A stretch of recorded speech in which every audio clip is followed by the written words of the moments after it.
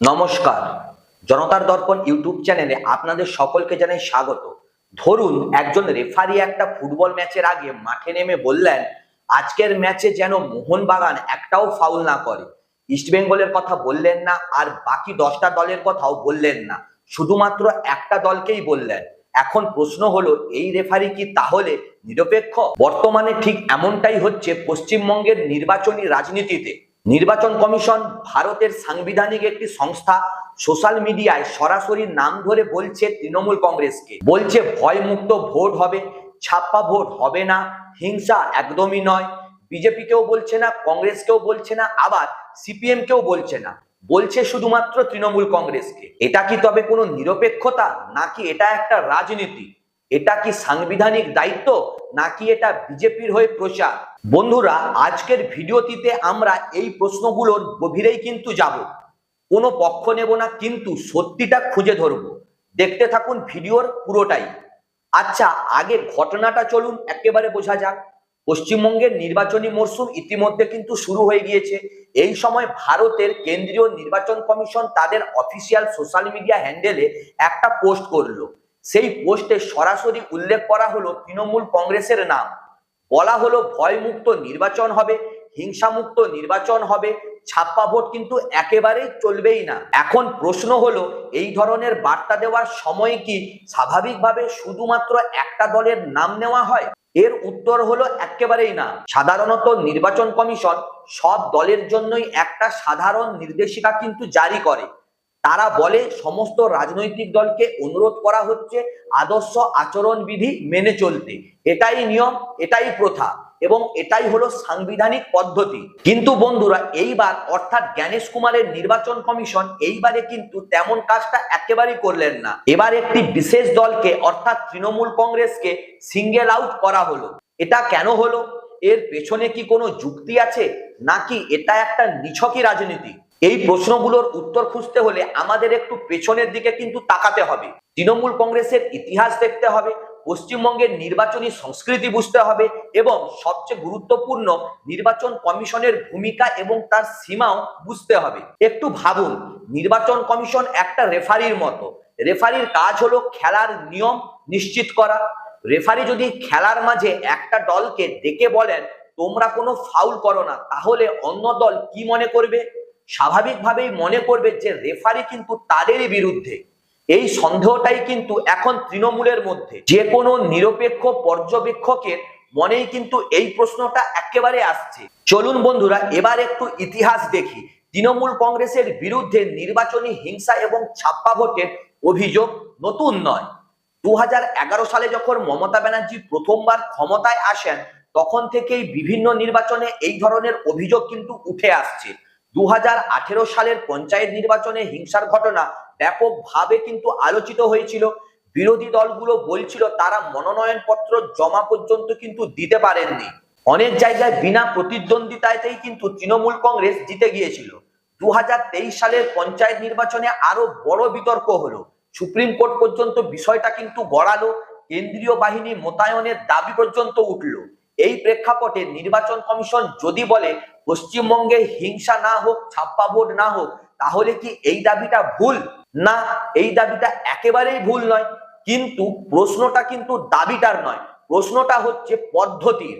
যখন আপনি একটি দলের নাম ধরে বলছেন, তখন কিন্তু আপনি আর নিরপেক্ষ পর্যবেক্ষক থাকছেন না, আপনি একটা পক্ষ নিয়ে নিচ্ছেন। এটা বুঝতে হলে একটা উদাহরণ দেই। ধরুন একজন বিচারক রায় দেওয়ার আগে বললেন আসামি পক্ষকে বলা হচ্ছে মিথ্যে সাক্ষী দিতে না, বাদী পক্ষকে কিছুই বললেন না। এটা কি কোনো ন্যায় বিচার? আপনারাই বলুন। না, এটা কোনোভাবে একটা ন্যায় বিচার হতেই পারে না। কারণ ন্যায় বিচারের প্রথম শর্ত হলো নিরপেক্ষতার দৃশ্যমান্যতা। না শুধু নিরপেক্ষ থাকা, বরং নিরপেক্ষ দেখানো। নির্বাচন কমিশনও তাই। তারা যদি একটি দলকে টার্গেট করেন, তাহলে অপর দলগুলো বলবে, এবং বলাটা কিন্তু সম্পূর্ণই স্বাভাবিক, যে কমিশন আমাদের বিরুদ্ধে। বন্ধুরা, এবার একটু 2023 সালে যাই। 2023 সালের পঞ্চায়েত নির্বাচনে রাজ্য নির্বাচন কমিশনের ভূমিকা নিয়ে কিন্তু তুমুল বিতর্ক তৈরি হয়েছিল। সেই সময় বিজেপি, কংগ্রেস, সিপিএম সবাই অভিযোগ করেছিল যে রাজ্য নির্বাচন কমিশন তৃণমূলের প্রতি নাকি নরম। কেন্দ্রীয় বাহিনীর দাবি পর্যন্ত প্রত্যাখ্যান করা হয়েছিল। তখন বিজেপি বলেছিল রাজ্য নির্বাচন কমিশন তৃণমূলের পক্ষ নিয়ে কাজ করছে। এখন অর্থাৎ বর্তমানে পরিস্থিতিটা কিন্তু এর ঠিক উল্টো।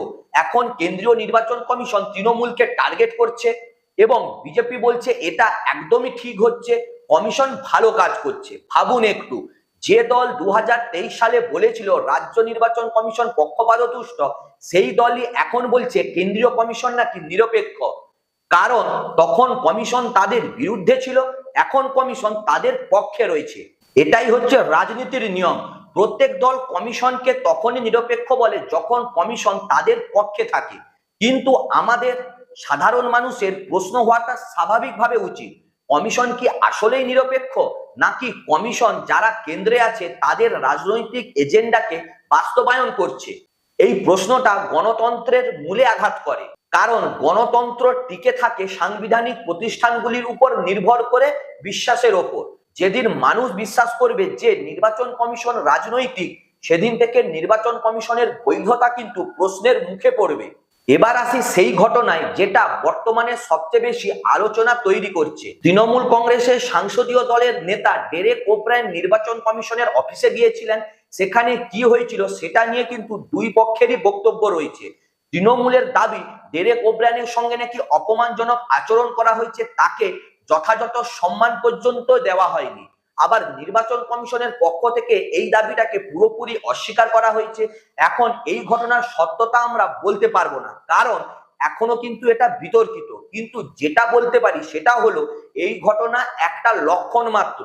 একটা সাংবিধানিক প্রতিষ্ঠান এবং একটা রাজনৈতিক দলের মধ্যে যখন সম্পর্ক এতটা তিক্ত হয়ে যায় যে অফিসে গিয়ে কথা বলাটাও একটা বিতর্কিত টপিক হয়ে দাঁড়ায়, তখন কিন্তু আমাদেরকে বুঝতে হবে কিছু একটা গভীরে গড়বড় হয়ে গেছে। একটা নিরপেক্ষ কমিশনের কাজ হওয়া উচিত সব দলের প্রতিনিধিদের সঙ্গে সমান সম্মান এবং সমান দূরত্ব বজায় রেখে কথা বলা। যদি একটি দল বলছে তাদের অসম্মান করা হয়েছে, সেই অভিযোগের যথাযথ গুরুত্ব দেওয়া উচিত। কিন্তু বাস্তবে কি সেটা হয়েছে? এই প্রশ্নটা মাথায় রাখুন। এখন একটু আইনি দিকটা দেখি, কারণ আবেগ দিয়ে বিশ্লেষণ হয় না, তথ্য দিয়ে হয়। ভারতীয় সংবিধানের 324 নম্বর অনুচ্ছেদ অনুযায়ী নির্বাচন কমিশনকে দেওয়া হয়েছে নির্বাচন পরিচালনা করার সর্বোচ্চ ক্ষমতা। এই ক্ষমতা স্বাধীন, কোনো সরকারের অধীনস্থ নয়। এই স্বাধীনতার উদ্দেশ্য হলো নির্বাচন কমিশন যে কোনো রাজনৈতিক দলের প্রভাব মুক্ত থেকে কাজ করতে পারে। এখন প্রশ্ন হলো এই স্বাধীনতা কি আদৌ আছে? কমিশনের নিয়োগ প্রক্রিয়া করেন কে? কেন্দ্রীয় সরকার, অর্থাৎ যে দল কেন্দ্রে থাকে তারাই কমিশনার নিয়োগ দেয়।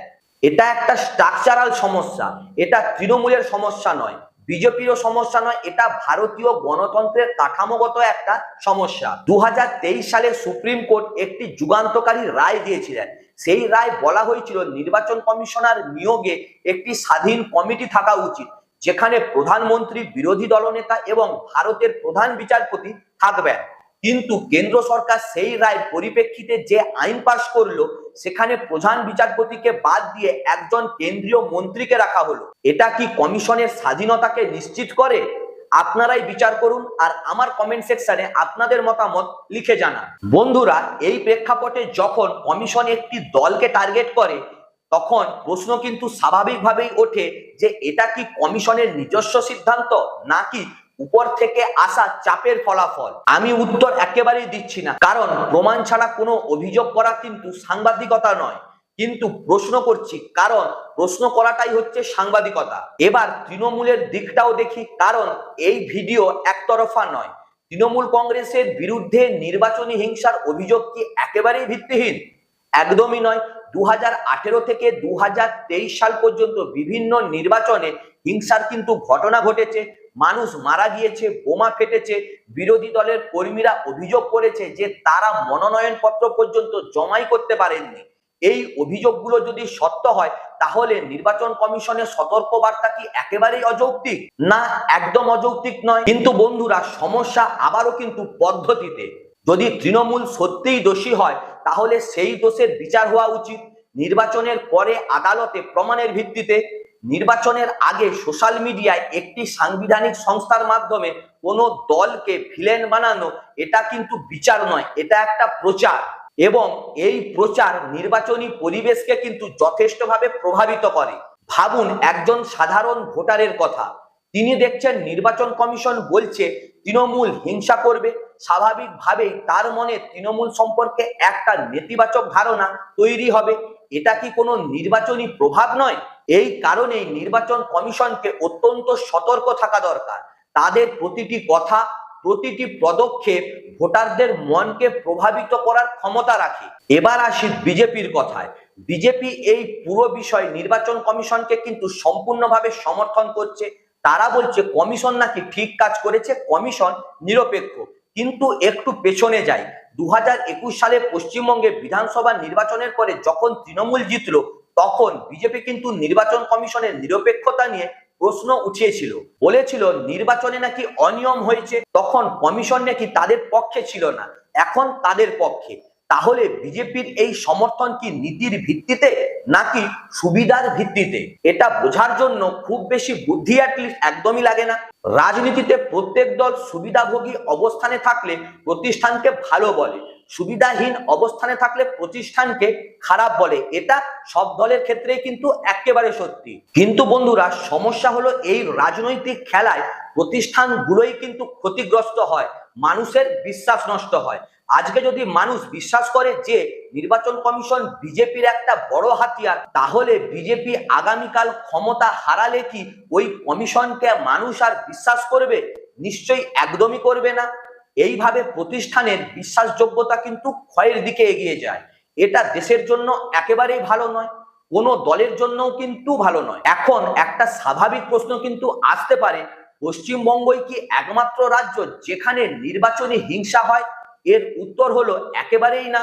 মণিপুরের নির্বাচনী হিংসা ব্যাপকভাবে হয়েছে, উত্তরপ্রদেশে বুথ দখলের অভিযোগও এসেছে, বিহারে ছাপ্পা ভোটের কথা বলা হয়েছে, গোয়ায় ভোট কেনার অভিযোগ পর্যন্ত কিন্তু উঠে এসেছে। এই রাজ্যগুলিতে যেখানে বেশিরভাগ ক্ষেত্রেই বিজেপি কিন্তু ক্ষমতায়, এই রাজ্যগুলিতে যেখানে বেশিরভাগ ক্ষেত্রে বিজেপি ক্ষমতায়, কি নির্বাচন কমিশন সেই শাসক দলের নাম ধরে সতর্ক বার্তা কি দিয়েছিলেন? এই প্রশ্নের উত্তর যদি না হয়, তাহলে পশ্চিমবঙ্গের ক্ষেত্রে শুধুমাত্র তৃণমূলকেই বা কেন? এই প্রশ্নটা আমাদের বলতে পারে কমিশনের কাজে কি কোনো একটা প্যাটার্ন আছে? প্যাটার্নটা হলো যে রাজ্যে বিজেপি বিরোধী দলে সেখানে কমিশন করা, যেখানে বিজেপি ক্ষমতায় সেখানে কমিশন নরম। এটা কিন্তু একটা অভিযোগ, প্রমাণিত সত্য নয়। কিন্তু এই অভিযোগ যদি মানুষের মনে থাকে, তাহলে কমিশনের বিশ্বাসযোগ্যতা কিন্তু প্রশ্নের মুখে পড়তে বাধ্য। এবারে একটু বড় ছবিটা দেখি।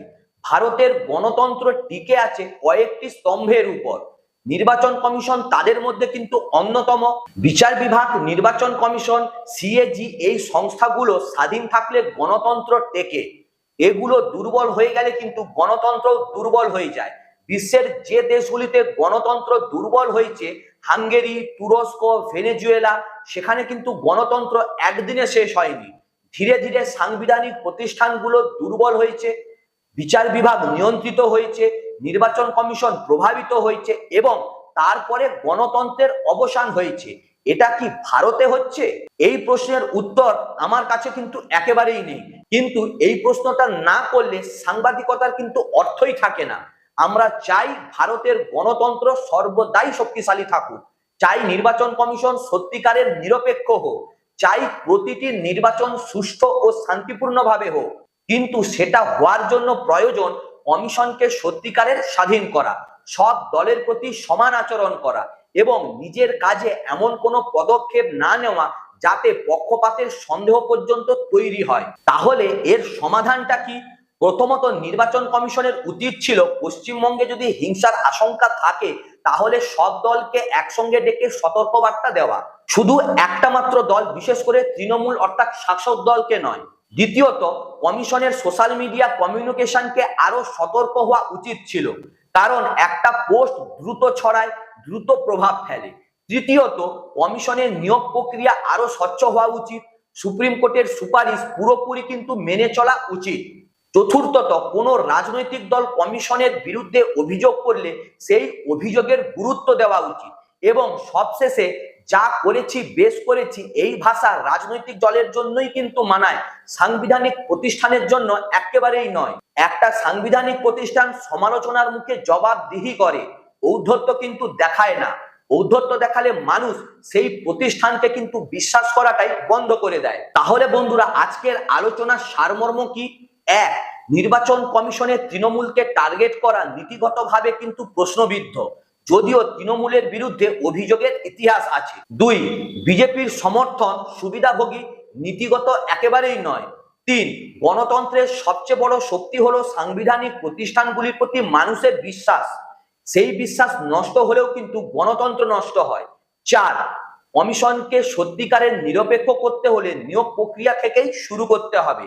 এবং পাঁচ, আপনাদের কাজ হলো প্রশ্ন করতে থাকা, প্রতিটি প্রতিষ্ঠানকে জবাবদিহির মুখোমুখি করা, কারণ গণতন্ত্র কোনো নেতা কিন্তু রক্ষা করে না, গণতন্ত্র রক্ষা করে সজাগ এবং সচেতনশীল নাগরিকরাই। আপনি কি এই বিশ্লেষণের সঙ্গে একমত, নাকি আপনার কোনো আলাদা মতবাদ আছে?